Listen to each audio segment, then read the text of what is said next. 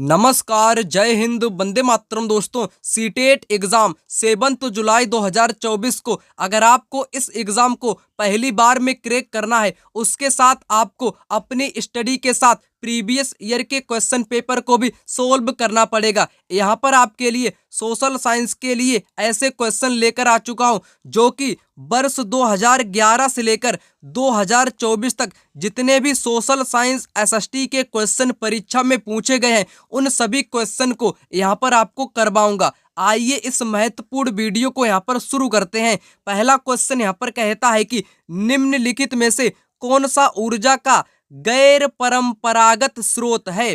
कैसा स्रोत? गैर परंपरागत स्रोत है। प्राकृतिक गैस, सौर ऊर्जा, कोयला, ईंधन। राइट आंसर यहाँ पर हो जाएगा ऑप्शन नंबर 2, सौर ऊर्जा। सौर ऊर्जा कैसा स्रोत हो जाएगा? गैर परंपरागत स्रोत हो जाएगा। गैर परंपरागत आखिर स्रोत होते क्या हैं? गैर परंपरागत को नवीकरण स्रोत, कैसे स्रोत? नवीकरण स्रोत के नाम से जानते हैं। इसका मतलब क्या होता है? ऐसे स्रोत जिनको पुनः उपयोग में लाया जा सकता है, पुनः उपयोग में लाया जा सकता है, उन्हीं को कहते हैं नवीकरण या गैर परंपरागत स्रोत के नाम से इन्हीं को जानते हैं। ये समाप्त नहीं होते हैं, ये कभी नहीं समाप्त होते हैं। इसके अंतर्गत कौन कौन से स्रोत आ जाएंगे? गैर परंपरागत के अंतर्गत सौर ऊर्जा आपका हो गया, पवन ऊर्जा आपकी हो गई, ठीक है, ज्वारीय ऊर्जा आपकी हो गई। कौन सी ऊर्जा? ज्वारीय ऊर्जा आपकी होगी, पवन ऊर्जा हो गई, विद्युत जल विद्युत ऊर्जा हो जाएगी, ठीक है। ये सभी आपके गैर परंपरागत स्रोत होते हैं। वहीं अगर मैं बात करूं दूसरे स्रोत की, एक तो आपका यहाँ पर गैर परंपरागत हो गया जिसको मैंने यहाँ पर बता दिया, जिसको नवीकरण स्रोत के नाम से भी जानते हैं। दूसरा स्रोत आपका होता है परंपरागत। कौन सा? परंपरागत दूसरा स्रोत होता है।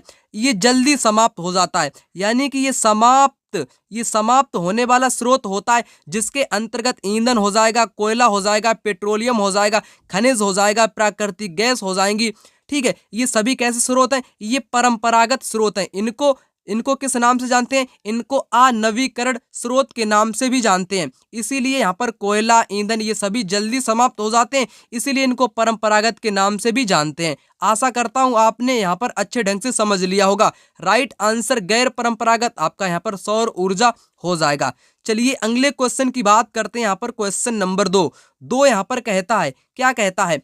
विशेष रूप से निर्मित टैंकों और तालाबों में मछली का प्रजनन कहलाता है। विटीकल्चर, हार्टिकल्चर, पीसीकल्चर या सेरीकल्चर। किसकी यहाँ पर बात की गई है? जो विशेष रूप से जो निर्मित टैंक होते हैं या तालाब होते हैं, उसमें मछलियों का जो प्रजनन या मछलियों का जो पालन है वो किया जाता है, उसको कहते हैं पीसीकल्चर। क्या कहते हैं? मछली के पालन को कहते हैं पीसीकल्चर, ठीक है। मछली के पालन को पीसीकल्चर। और सेरीकल्चर क्या क्या होता है? ये होता है रेशम की खेती। रेशम के कीट जो होते हैं, रेशम के कीटों का पालन, रेशम के कीटों का जो पालन होता है वही आपकी सेरीकल्चर कहलाता है। हार्टिकल्चर क्या होता है? सब्जी वाली खेती। कैसी खेती? सब्जी हो गई आपकी, फल हो गए, फूल हो गए, वो वाली खेती हार्टिकल्चर कहलाती है। और विटीकल्चर क्या होता है? अंगूर वाली खेती। अंगूर वाली खेती को क्या कहते हैं? उसको विटीकल्चर के नाम से जानते हैं। क्वेश्चन आपकी परीक्षा में 2-3 बार यहाँ से पूछा गया है। मिलान से भी पूछा जा चुका है और विटीकल्चर से भी पूछा गया है और पीसीकल्चर से भी पूछा गया है। मैंने आपको यहाँ पर सब कुछ बता दिया है, ठीक है। अब बात करते हैं अगले क्वेश्चन की। अगला क्वेश्चन यहाँ पर आ चुका है, क्वेश्चन नंबर 3 कहता है कि जब नदी मैदान में प्रवेश करती है तो यह मुड़ जाती है और बड़े मोड़ बनाकर बहती है, जो कहलाता है बाढ़ का मैदान, विसर्प, चाप झील, तटबंध। राइट आंसर यहाँ पर होगा विसर्प। मैंने कई बार आपको बताया है, जब नदी मैदान में प्रवेश करती है तो वो इस प्रकार से मोड़ों में बहती है। यह आकृति एक सांप की तरह बन जाती है, इसीलिए इसको विसर्प की आकृति के नाम से जाना जाता है। कौन सी आकृति? विसर्प की आकृति। और बाढ़ का जो मैदान निर्मित होता है, ये इसके निक्षेपण का कार्य होता है, यानी कि नदी द्वारा निक्षेपित आकृति बाढ़ का मैदान यहाँ पर हो जाएगा। चाप झील जो है इसकी स्थलाकृति है। क्या है? ये एक स्थलाकृति हो जाएगी, नदी की स्थलाकृति हो जाएगी। और तटबंध भी स्थलाकृति हो जाएगी नदी की, ठीक है। और नदियों के द्वारा और अन्य प्रकार की भी क्या बनाई जाती हैं? आकृतियां बनाई जाती हैं, जैसे आपका डेल्टा हो गया, वितारिका हो गया, चाप झील हो गया और जलप्रपात भी हो जाएगा, जलप्रपात भी आपका हो जाएगा, ठीक है, जो कि नदियों के द्वारा बनाई गई आकृति होती है। अब बात करते हैं अगले क्वेश्चन की। अगला क्वेश्चन यहाँ पर आ चुका है, क्वेश्चन नंबर 4 कहता है कि भूगोल की वह शाखा जो विशिष्ट मानव जनसंख्या की संरचना के विषय से संबंधित है कहलाती है, क्या कहलाती है?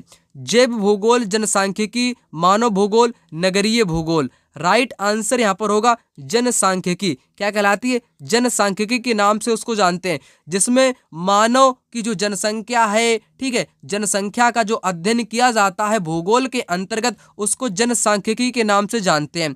जो आपका भूगोल होता है, भूगोल 2 पार्टों में विभाजित है। पहला आपका है भौतिक भूगोल। कौन सा है? पहला आपका है भौतिक, और दूसरा कौन सा है? दूसरा है मानव भूगोल, ठीक है। मानव भूगोल के ही अंतर्गत जनसांख्यिकी भूगोल का अध्ययन यहाँ पर किया जाता है। इतना आपने यहाँ पर समझ लिया होगा। राइट आंसर मैंने आपको बताया ऑप्शन नंबर 2 जनसांख्यिकी भूगोल। अब बात करते हैं अगले क्वेश्चन की। अगला यहाँ पर आ चुका है क्वेश्चन नंबर 5।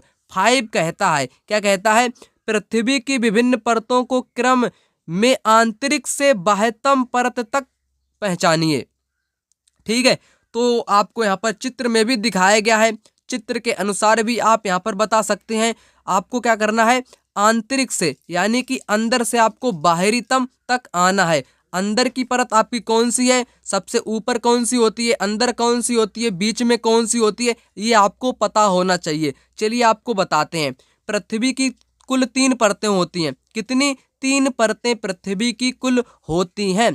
पहली जो सबसे ऊपरी परत होती है पृथ्वी की, उसको क्या क्या कहते हैं? उसको परपटी के नाम से जानते हैं, ऊपरी वाली परत को। उसके बाद में होती है मेंटल, मेंटल होती है। मेंटल के नीचे होती है क्रोड। क्रोड के 2 भाग होते हैं, आंतरिक क्रोड और बाहरी क्रोड। एक आंतरिक क्रोड होता है आपका और एक होता है बाहरी क्रोड।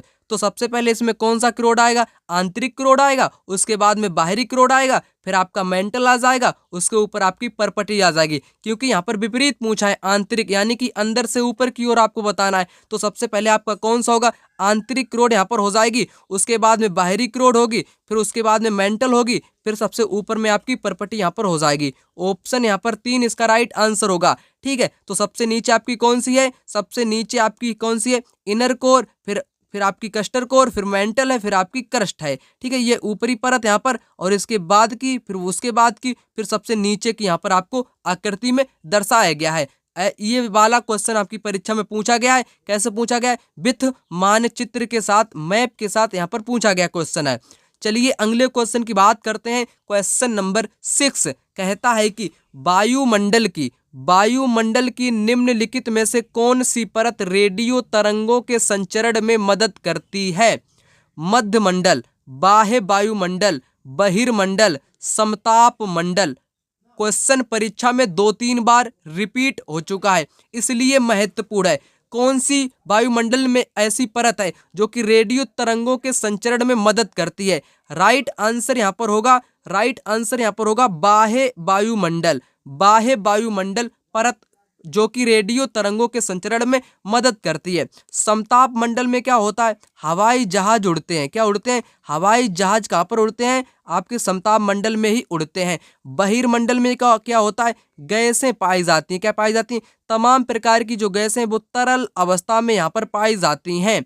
और बाह्य मंडल मैंने आपको बता ही दिया, जिसमें रेडियो तरंगें आपकी संचरित होती हैं। इसको आयन मंडल के नाम से भी जानते हैं। अगर मध्य मंडल की बात करी जाए तो उल्का पिंड जो होते हैं, क्या होते हैं? जो उल्का पिंड होते हैं वो जल जाते हैं। उल्का पिंड कहाँ पर जल जाते हैं? वो आपके मध्य मंडल में जल जाते हैं। राइट आंसर मैंने यहाँ पर आपको बताया बाह्य मंडल यहाँ पर हो जाएगा, जिसमें रेडियो की जो तरंगें हैं वो संचरण करने में सहायता करती हैं।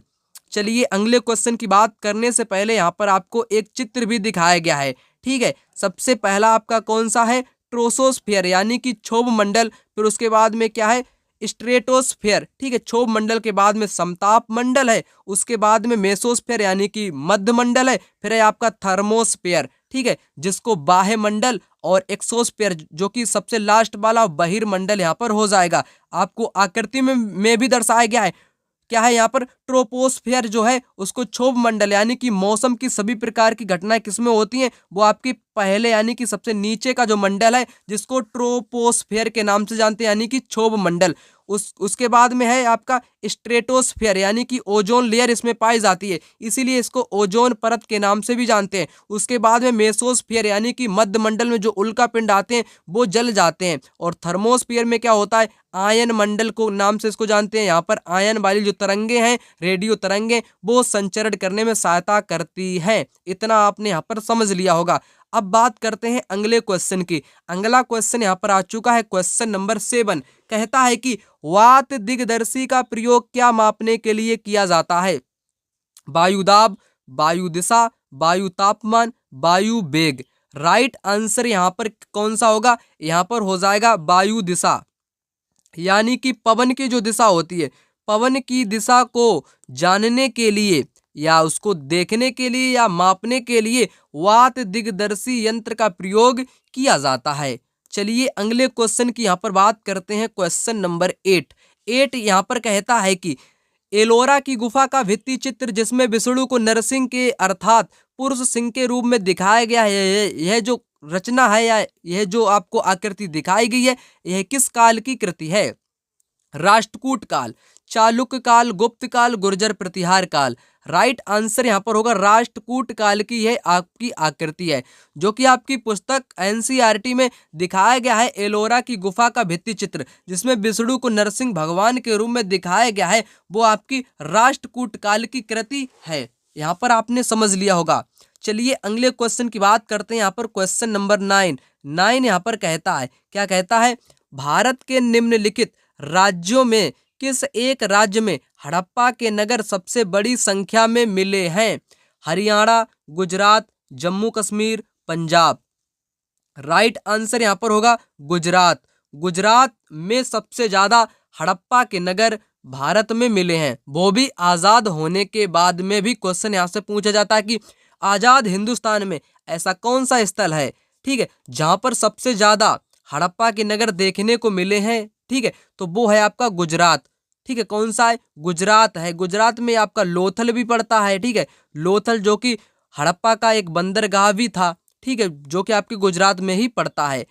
अगला क्वेश्चन यहाँ पर आ चुका है, क्वेश्चन नंबर 10 कहता है कि किस गवर्नर जनरल ने घोषित किया कि अवध पर गलत तरीके से शासन किया जा रहा था और उचित प्रशासन सुनिश्चित करने के लिए ब्रिटिश शासन की आवश्यकता थी? बहुत महत्वपूर्ण क्वेश्चन है परीक्षा के लिए। राइट आंसर यहाँ पर कौन सा होगा? Lord Canning, Lord Dalhousie, Mountbatten या लॉर्ड रिपन। राइट आंसर यहाँ पर हो जाएगा लॉर्ड डलहौजी। लॉर्ड डलहौजी ने क्या किया था? अवध पर गलत तरीके से शासन चल रहा है यह कहकर उसने अवध का विलय कर दिया था। कब? 1856 में।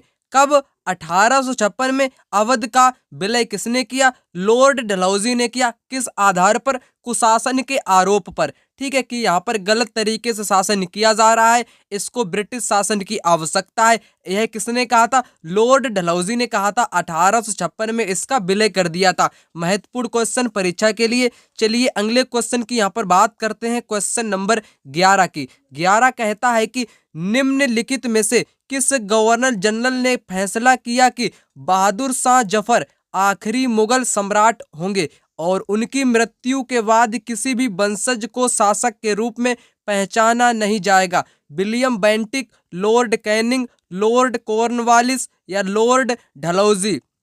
यहाँ पर राइट आंसर क्या होगा? यहाँ पर होगा option number 2 Lord Canning. Lord Canning ने क्या कहा था कि जो बहादुर शाह जफर है वो अंतिम मुगल सम्राट होंगे और उनकी मृत्यु के बाद किसी भी वंशज को शासक के रूप में पहचाना नहीं जाएगा। ये कथन किसका है? ये कथन लॉर्ड कैनिंग का है। परीक्षा में 2 बार क्वेश्चन रिपीट हो चुका है, इसलिए महत्वपूर्ण है।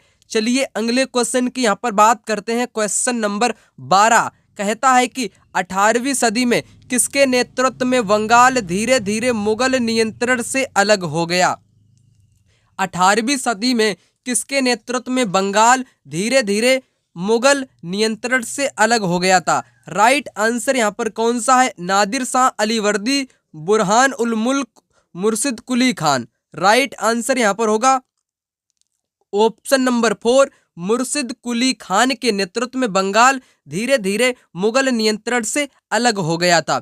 चलिए अगले क्वेश्चन की बात करते हैं। क्वेश्चन नंबर 13 कहता है कि निम्नलिखित में से भारत की संविधान सभा में मसौदा समिति के अध्यक्ष थे। किस समिति के? मसौदा समिति के अध्यक्ष कौन थे? Doctor B.R. Ambedkar, doctor Rajendra Prasad, Jawaharlal Nehru, C Rajagopalachari. Right answer होगा यहाँ पर डॉक्टर B.R. अंबेडकर जो थे वो मसौदा समिति के अध्यक्ष थे। और ये किसके थे? प्रारूप समिति के भी अध्यक्ष थे डॉक्टर B.R. अंबेडकर। महत्वपूर्ण क्वेश्चन है परीक्षा के लिए। चलिए अगले क्वेश्चन की बात करते हैं। यहाँ पर क्वेश्चन नंबर 14 कहता है कि निम्नलिखित में से कौन भारत के संविधान की समवर्ती सूची के मामलों में कार्य करता है? राज्य सरकारें और स्थानीय सरकारी निकाय, केंद्र शासित प्रदेश, स्थानीय सरकारी निकाय, केंद्र सरकार और राज्य सरकार। किसके बारे में यहाँ पर पूछा गया है? समवर्ती सूची के जो मामले होते हैं उसमें केंद्र सरकार के साथ साथ राज्य सरकार दोनों सरकारें कार्य करती हैं। राइट आंसर ऑप्शन यहाँ पर 4 हो जाएगा।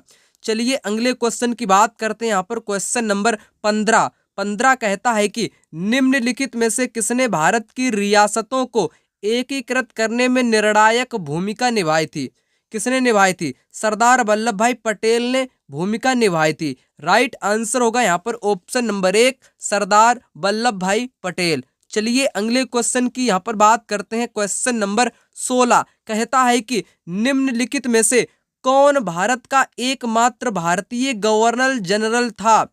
B Pattabhi Sitaramayya, T Krishnamachari, C Rajagopalachari, doctor Sarvepalli Radhakrishnan. Right answer की अगर बात की जाएगी यहाँ पर राइट आंसर होगा ऑप्शन नंबर सी। ठीक है, जो कि भारत का एकमात्र भारतीय गवर्नर जनरल कौन था? सी राजगोपालाचारी, चक्रवर्ती राजगोपालाचारी यहाँ पर इसका राइट आंसर हो जाएगा। अब बात करते हैं अगले क्वेश्चन की। क्वेश्चन नंबर 17 कहता है कि ऋग्वेद मूल रूप से निम्नलिखित में से किस भाषा में रचा गया था? किस भाषा में रचा गया था? ये पाली में रचा गया था, संस्कृत में, या प्राकृत में, या ब्राह्मी में? राइट आंसर यहाँ पर होगा ऑप्शन जो आपका 2 है, संस्कृत में। संस्कृत में ऋग्वेद की रचना की गई थी, बिल्कुल की गई थी। चलिए अगले क्वेश्चन की बात करते हैं। यहाँ पर क्वेश्चन नंबर 18 कहता है कि मानव इतिहास में निम्नलिखित में से कौन सी अवधि काल सबसे लंबी है? सबसे लंबी कौन सी है? सबसे लंबी है पुरापाषाण काल। और इसी में ही 99% जो मानव की जो घटनाएं घटित हुई हैं वो इसी काल में ही घटित हुई हैं, पुरापाषाण काल में ही। इसलिए महत्वपूर्ण है परीक्षा के लिए। ठीक है, अब बात करते हैं अगले क्वेश्चन की। अगला क्वेश्चन यहाँ पर आ चुका है। क्वेश्चन नंबर 19 कहता है कि स्थल का एक संकरा भाग जो 2 बड़े स्थलीय भागों को एक दूसरे से जोड़ता है उसे क्या कहते हैं? उसको कहते क्या है? स्थल संधि, द्वीप, खाड़ी या जल संधि? राइट आंसर होगा यहाँ पर स्थल संधि उसको कहते हैं।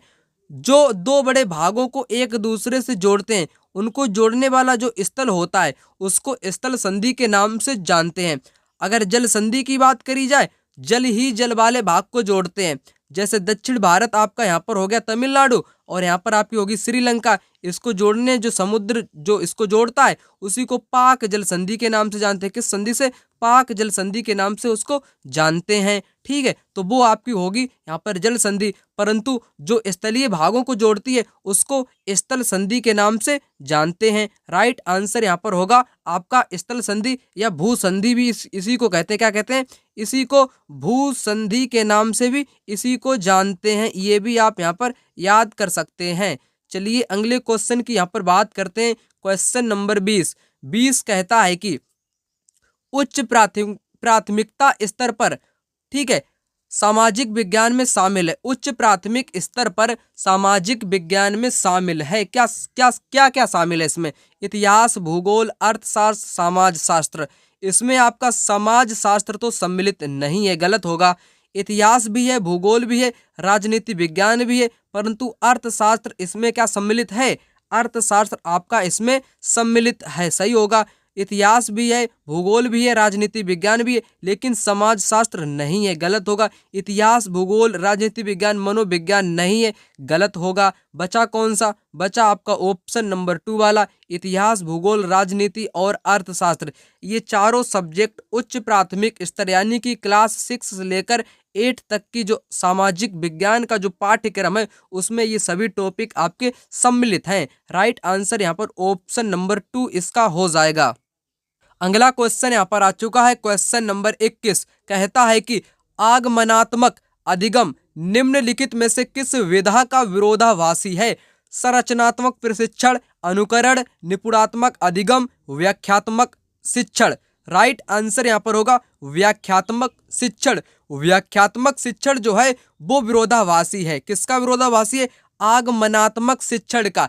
ठीक है, अगर आगमनात्मक अधिगम जो है उसमें संरचनात्मक प्रशिक्षण भी है और अनुकरण भी है, निपुणात्मक अधिगम भी सम्मिलित है, परंतु व्याख्यात्मक शिक्षण किसी भी प्रकार से सम्मिलित नहीं है। ये हमेशा ही गलत होता है, व्याख्या देना, रटाना। ठीक है, तो ये हमेशा नेगेटिव पॉइंट होते हैं, इसलिए यहाँ पर ऑप्शन 4 इसका गलत हो जाएगा। चलिए अगले क्वेश्चन की बात करते हैं। यहाँ पर क्वेश्चन नंबर 22 की 22 कहता है कि निम्नलिखित में से कौन सा महाद्वीप आकार में सबसे छोटा है? सबसे छोटा कौन सा है? दक्षिणी अमेरिका, अफ्रीका, यूरोप, ऑस्ट्रेलिया।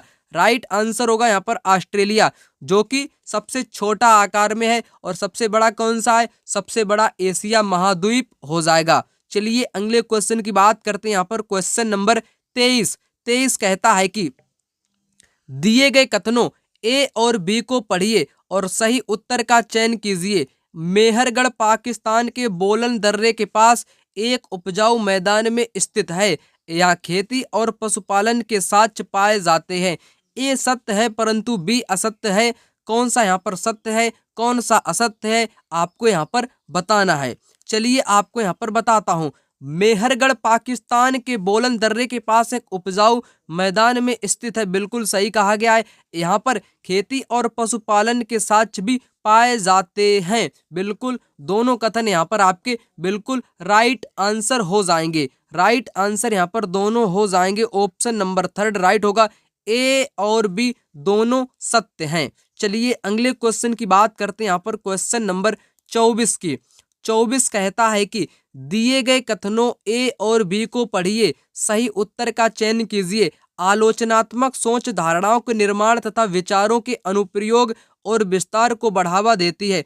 यह दूसरों के तर्कों और विश्वासों को समझने और मूल्यांकन करने में मदद नहीं करती है। कूट आपके यहाँ पर दिए गए, कौन सा यहाँ पर सही है? पेडागोजी का यह क्वेश्चन है जो कि परीक्षा में पूछा जा चुका क्वेश्चन है। चलिए आपको यहाँ पर बताते हैं। आलोचनात्मक सोच जो है वो धारणाओं के निर्माण और विचारों के अनुप्रयोग और विस्तार को बढ़ावा देती है, बिल्कुल सही कहा गया है। यह दूसरों के तर्क हैं, विश्वास हैं, उनको समझने और मूल्यांकन करने में क्या प्रदान करती है? वो मदद प्रदान करती है। यहाँ पर नहीं जुड़ा है कि नहीं करती है, परंतु ये मदद प्रदान करती है। इसीलिए यहाँ पर ऑप्शन बी यहाँ पर गलत होगा, ए सही होगा। ए सही हो जाएगा, बी गलत हो जाएगा। ठीक है, ए सत्य है परंतु बी असत्य है। ऑप्शन यहाँ पर 4 वाला राइट आंसर इसका हो जाएगा। चलिए अगले क्वेश्चन की बात करते हैं। यहाँ पर क्वेश्चन नंबर 25 की भारत के संविधान में निम्नलिखित में से किसका उल्लेख नहीं किया गया है? किसका उल्लेख नहीं किया गया है? सरकार का ढांचा, राजनीतिक दलों के नाम, नागरिकों के अधिकार, राज्यों और केंद्र शासित प्रदेशों के नाम। यहाँ पर कौन सा नहीं उल्लेख किया गया है संविधान में? तो वो जो राजनीतिक दलों के नाम है वो संविधान में उल्लेख नहीं किया गया है। राइट आंसर यहाँ पर ऑप्शन नंबर 2 इसका हो जाएगा। चलिए आगे बढ़ते हुए अगले क्वेश्चन की यहाँ पर बात करते हैं। अगला क्वेश्चन, निम्नलिखित में से किसको भारत का पहला नागरिक कहा जाता है? भारत का पहला नागरिक किसको कहा जाता है? भारत का पहला नागरिक किसको कहा जाता है? सभी स्टूडेंट इसका आंसर कमेंट बॉक्स में कमेंट करेंगे। ठीक है, किसको भारत का पहला नागरिक कहा जाता है? गृह मंत्री, राष्ट्रपति, प्रधानमंत्री, भारत का मुख्य न्यायाधीश। चलिए अगले क्वेश्चन की यहाँ पर बात करते हैं। क्वेश्चन नंबर 27 की 27 कहता है कि स्थानीय समाचार पत्र से मौसम की जानकारी का संग्रह किस प्रकार का स्रोत है? प्राथमिक, तृतीयक, द्वितीयक, प्राथमिक और तृतीयक दोनों। बिल्कुल राइट आंसर यहाँ पर होगा द्वितीयक। कैसा स्रोत है? स्थानीय समाचार पत्र से अगर मौसम की जानकारी का संग्रह किया जाता है वो द्वितीयक स्रोत के अंतर्गत आता है। चलिए अगले क्वेश्चन की यहाँ पर बात करते हैं। क्वेश्चन नंबर 28 कहता है कि अनुभवजन्य साक्ष्य क्या है? अनुभवजन्य साक्ष्य क्या है? अनुसंधान के लिए एक संख्यात्मक दृष्टिकोण, मैट्रिक इकाइयों में मापे गए आंकड़े, आंकड़ों के संग्रह के विश्वसनीय तरीकों का उपयोग कर एकत्रित आंकड़े, इंद्रियों के माध्यम से वास्तविक दुनिया में एकत्रित आंकड़े। यहाँ पर आपसे क्या पूछा गया है? अनुभवजन्य साक्ष्य, यानी कि अनुभव से प्राप्त जो साक्ष्य हैं उन्हीं को अनुभवजन्य साक्ष्य कहते हैं। इसलिए यहाँ पर ऑप्शन जो 4 है वो यहाँ पर सही होगा। इंद्रियों के माध्यम से, यानी कि अनुभव के माध्यम से वास्तविक दुनिया में एकत्रित जो आंकड़े हैं वही आपके अनुभवजन्य साक्ष्य होते हैं। राइट आंसर ऑप्शन यहाँ पर 4 इसका हो जाएगा। चलिए अगले क्वेश्चन की बात करते हैं। यहाँ पर क्वेश्चन नंबर 29 की 29 कहता है कि सीखने की अक्षमता वाले शिक्षार्थी किस प्रकार की कक्षा में अन्य छात्रों के साथ सीखते हैं? विशेष कक्षा के मतलब कि विशेष कक्षा में होंगे, समावेशी में होंगे, या आधुनिक में होंगे, या अन्य तरीके से। राइट आंसर यहाँ पर क्या है? राइट होगा यहाँ पर समावेशी। बच्चा आपका अक्षमता वाला हो चाहे क्षमता वाला हो, यानी कि कमजोर हो या होशियार हो, सभी बच्चों को क्या करेंगे? समावेशी, यानी कि समाहित करके एक ही क्लास में सभी बच्चों को सिखाएंगे। राइट आंसर ऑप्शन यहाँ पर आपका 2 हो जाएगा, समावेशी। चलिए अगले क्वेश्चन की बात करते हैं। यहाँ पर क्वेश्चन नंबर 30 की कहता है कि निम्नलिखित में से कौन सा बौद्ध धर्म के त्रिरत्नों में से नहीं है? त्रिरत्नों में से नहीं है।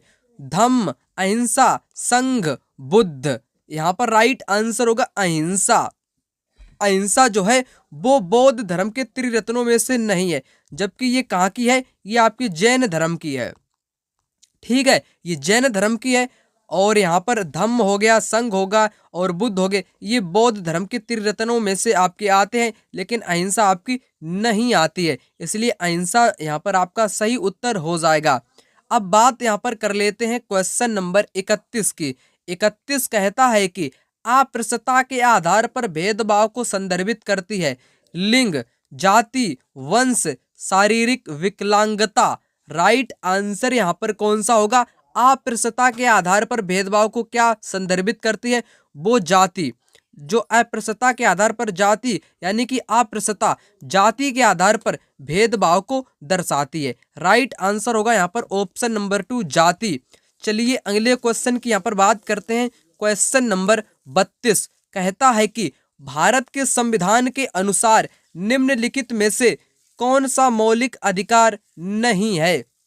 नहीं यहाँ पर लगा है। इसमें से 3 भारत के संविधान में जो वर्णित मौलिक अधिकार हैं वो हैं, परंतु एक अधिकार इसमें नहीं होगा, उसी को आपको यहाँ पर पहचानना है। शोषण के विरुद्ध अधिकार, धर्म की आज़ादी का अधिकार, संपत्ति का अधिकार, शिक्षा का अधिकार। राइट आंसर यहाँ पर होगा संपत्ति का अधिकार, जो कि मौलिक अधिकार नहीं है। यहाँ पर यही आपका गलत है, जो कि यहाँ पर आपका सही उत्तर माना जाएगा। अब बात करते हैं अगले क्वेश्चन की। अगला क्वेश्चन यहाँ पर आ चुका है, क्वेश्चन नंबर 33 कहता है कि कक्षा में सहकारी शिक्षा को बढ़ावा देने के लिए एक शिक्षक को चाहिए, क्या चाहिए? उन्हें व्यक्तिगत परियोजनाएं दे, काम के लिए कक्षा को छोटे समूह में विभाजित करे, परियोजना को करने के लिए उन्हें विभिन्न स्रोत प्रदान करे, छात्रों को बहस और चर्चाओं में लगाए। किस लिए? कक्षा में सहकारी शिक्षा को बढ़ावा देने के लिए शिक्षक को क्या करना चाहिए? शिक्षक को परियोजनाओं को उनके लिए विभिन्न स्रोत प्रदान करने चाहिए। राइट आंसर यहाँ पर ऑप्शन नंबर 3 वाला यहाँ पर हो जाएगा। चलिए अगले क्वेश्चन की बात यहाँ पर करते हैं। क्वेश्चन नंबर 34 कहता है कि भौतिक विशेषताओं के मॉडल प्रतिकृतियां अधिक उपयुक्त हैं शिक्षण के लिए, यानी कि किस शिक्षण के लिए जो आपकी भौतिक विशेषताओं के मॉडल यानी कि प्रतिकृतियां वो सबसे अधिक उपयुक्त है किस शिक्षण के लिए? अर्थशास्त्र के लिए, भूगोल के लिए, राजनीतिक विज्ञान के लिए, या इतिहास के लिए? सबसे उपयुक्त होंगी ये आपके भूगोल शिक्षण के लिए, ठीक है, जिसमें मॉडल हो गया, प्रतिकृतियां हो गई, ये सभी चीजें आपके भूगोल में ही दर्शाई जाती हैं। राइट आंसर होगा यहाँ पर ऑप्शन नंबर 2 भूगोल यानी कि ज्योग्राफी। अब बात यहाँ पर करते हैं क्वेश्चन नंबर 35 की। 35 कहता है कि भारत में अस्पृश्यता प्रथा के कारण निम्नलिखित में से किस मौलिक अधिकार का उल्लंघन किया जाता है। अस्पृश्यता जो है उस प्रथा के कारण किस अधिकार का उल्लंघन किया जाता है, कौन सा है, स्वतंत्रता का है, शोषण के विरुद्ध है, संवैधानिक उपचारों का अधिकार या समानता का अधिकार। बिल्कुल यहाँ पर राइट आंसर कौन सा होगा, राइट आंसर यहाँ पर होगा आपका समानता का अधिकार। समानता का अधिकार यहाँ पर आंसर हो जाएगा, जो कि किस कारण से है, वो है अस्पृश्यता प्रथा के कारण। अब बात यहाँ पर करते हैं क्वेश्चन नंबर 36 की। 36 कहता है कि 6ठी शताब्दी ईसा पूर्व में मगध महाजनपद के पहले शासक थे प्रसेनजीत, बिंबिसार, अजातशत्रु या महावीर। राइट आंसर यहाँ पर होगा बिंबिसार। बिंबिसार जो थे वो 6ठी शताब्दी ईसा पूर्व में मगध महाजनपद के पहले शासक हुआ करते थे, बिंबिसार, ठीक है। अब बात यहाँ पर करते हैं क्वेश्चन नंबर 37 की। 37 यहाँ पर आ चुका है। सबसे पुरानी पांडुलिपियां पर लिखी गई थी किस पर, पत्थरों पर, कागज पर, लकड़ी पर या ताड़ पत्थरों पर।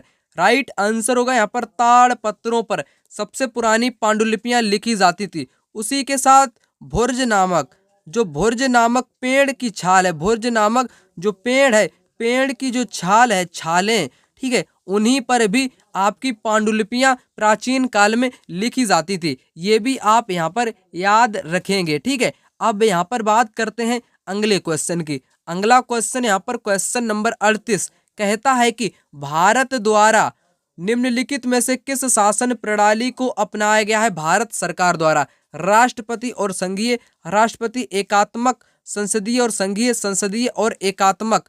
राइट आंसर क्या होगा यहाँ पर, क्या अपनाया गया है आपके इंडिया में, क्या कौन सी शासन प्रणाली अपनाई गई है, ठीक है।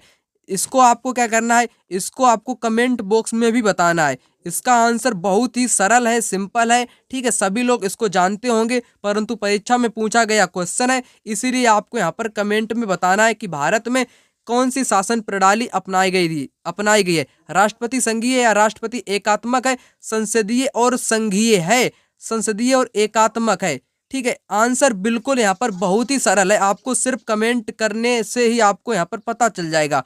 अब बात करते हैं क्वेश्चन नंबर यहाँ पर 39 की।